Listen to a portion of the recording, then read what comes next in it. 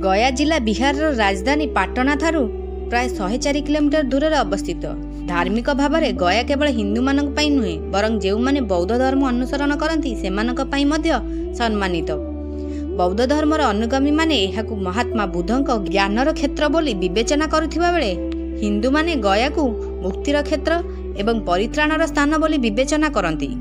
सेथिपाई प्रतिदिन देशर विभिन्न अंचल में बास करुथिबा हिंदू माने विदेश रे मध्य गया को आसंती एवं सेमानक परिवार मृत व्यक्ति आत्मा को शांति और परित्राणर इच्छा सहित श्राद्ध और पिंडदान प्रदर्शन करुथिबा देखिबाकू मिलुछि। किंतु आपण जानिछंती कि भूत गयासुर हेतु गया परित्राणर मान्यता पाइछि। आज आमे आपनकू गयासुर संबंधी सम्मान पुराण कहानी कहूछु। पुराण अनुसार गया रे जणे भूत थिले जहार नाम गयासुर थिला।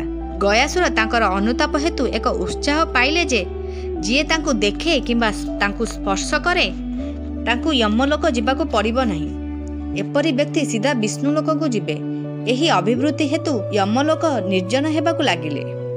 एथिरे विर्बत होई जेतेबेले जमराज ब्रह्मा विष्णु एवं शिवं कहिथिले जे गयासुर हेतु जणे पापी मध्य वैकुंठ जिबा आरंभ करि दैछंती, तेणु एहार प्रतिकार कर। जमराजंकर अवस्था बुझी ब्रह्माजी गयासुर को कहिथिले जे तुमे सबुठारु पवित्र, तेणु देवता माने चाहती जे तुम पिठिरे यज्ञ करिबा। गयासुर एहा पई राजी होइथिले। गयासुर पछपटे विष्णु समस्त देवता एवं मेसी पिंधि बसिथिले। गयासुर शरीर को स्थिर करबा पई एहार पिठिरे एक बड़ पत्थर मध्ये रखा जाइथिला।